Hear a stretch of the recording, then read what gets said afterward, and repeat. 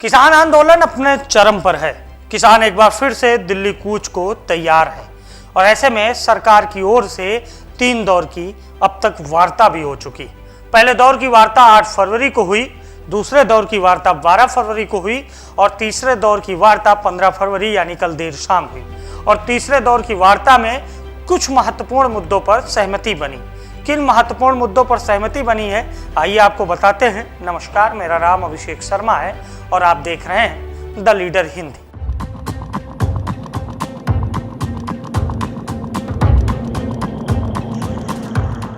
किसानों के मुद्दे पर केंद्र सरकार और किसान संगठनों के बीच कल तीसरे दौर की वार्ता संपन्न हुई और तीसरे दौर की वार्ता में किसानों की किन मांगों पर सहमति बनी है आइए आपको ग्राफिक्स के जरिए बताते हैं कि आखिर किन किन मांगों पर सहमति बन गई है। पहली मांग है किसानों की कि पहले किसान आंदोलन में किसानों पर दर्ज हुए प्रदर्शन के मुकदमों को हटाया जाए और इस पर सहमति बन गई है। पहले किसान आंदोलन में किसानों पर दर्ज हुए प्रदर्शन के दौरान मुकदमों को हटाए जाने पर सहमति बन गई।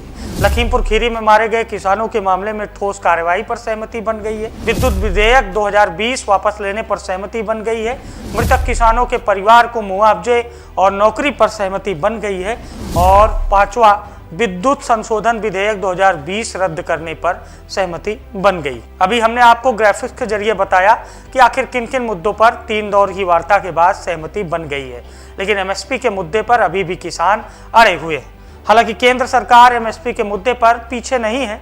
केंद्र सरकार की ओर से बातचीत की जा रही है, लेकिन सरकार की ओर से यह तर्क दिया जा रहा है कि इसे लागू करने में समय लगेगा। और किसान जानते हैं कि केंद्र सरकार के ऊपर दबाव बनाने का सबसे बढ़िया मौका लोकसभा चुनाव है। लोकसभा चुनाव के पहले अगर एमएसपी लागू हो गई तो किसानों की जीत होगी, लेकिन चुनाव के बाद केंद्र पर दबाव बनाना मुश्किल हो जाएगा।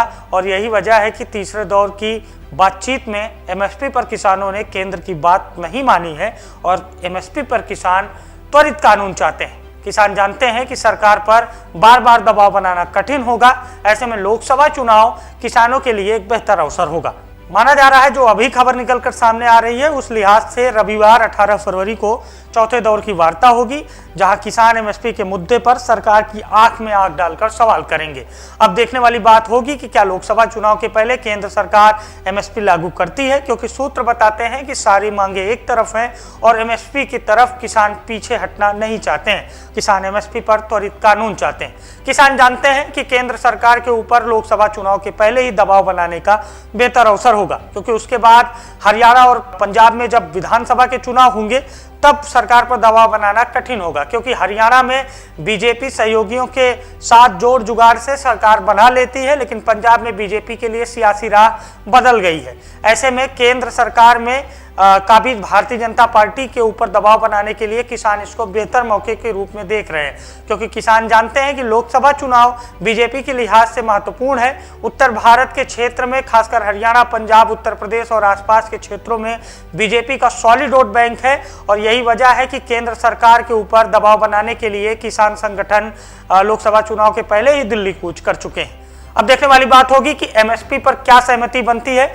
फिलहाल किन किन मुद्दों पर सहमति बनी है अभी मैंने आपको ग्राफिक्स के जरिए बताया। देखते रहिए द लीडर हिंदी। हमें दीजिए ढेर सारा प्यार। नमस्कार।